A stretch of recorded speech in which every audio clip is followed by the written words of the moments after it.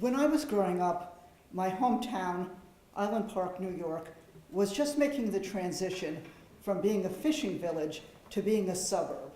And what that meant was that there were a lot of empty lots, vast fields full of tall cattails, fragrant honeysuckle, and dense blackberry brambles. Those empty lots were the special domain of children in my neighborhood.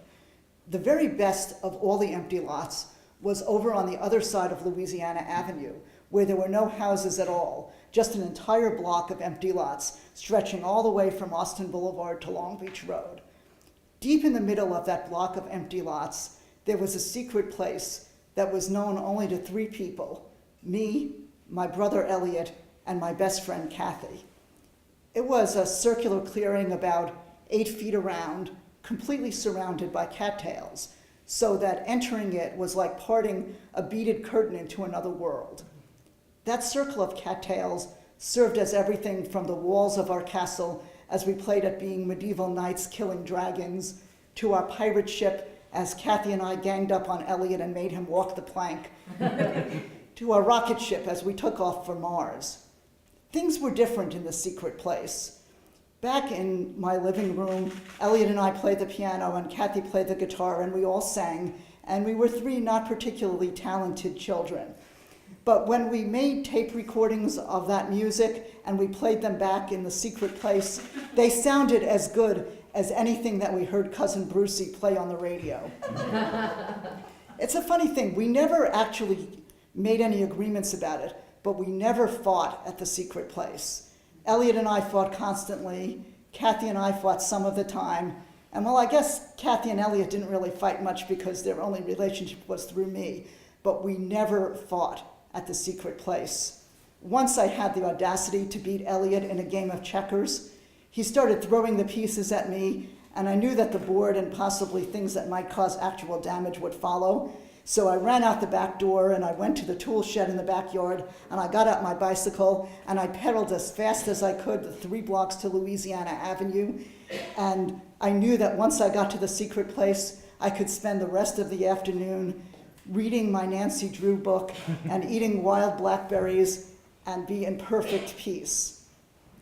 As time went on, Elliot wasn't around quite as much, but Kathy and I used the secret place for all of our most important growing up discussions. It was where we listened to the Jackson 5 sing "I'll Be There" on the radio, and we wondered what boys would ever be there for us.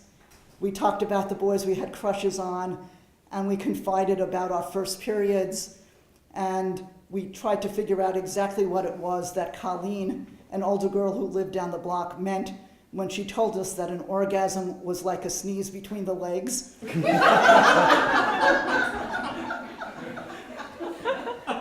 And we knew that nobody would ever interrupt us there or disturb those discussions. There was only one really, really important thing that we did at the secret place, and Elliot was around for that. We had found a bottle, maybe about the size of a beer bottle, but with a wide opening at the top, and we decided to make a time capsule. It was the summer that I turned 14, and we put in all sorts of treasures, everything from seashells to Mexico City subway token my uncle had given me, to the lyrics to our favorite songs, and then we wrote a proclamation. We, the undersigned, are burying this time capsule to show people what our lives are like in 1972.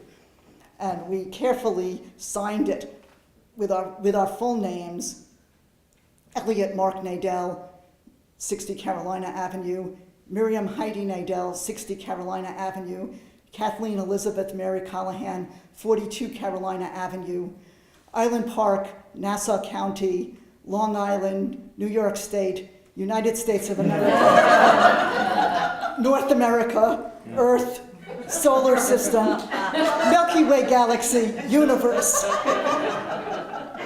And we rolled it up, and we put that in the bottle, and then we sealed the top of the bottle with some chewing gum, and then we carved our initials on the outside of the bottle, not our actual initials, but the initials of our special super secret hero names: the jumping cricket, the elastic eagle, the monarch butterfly, and I can still visualize that JEM carved in a triangle on that bottle, and we buried it in the exact center of the secret place.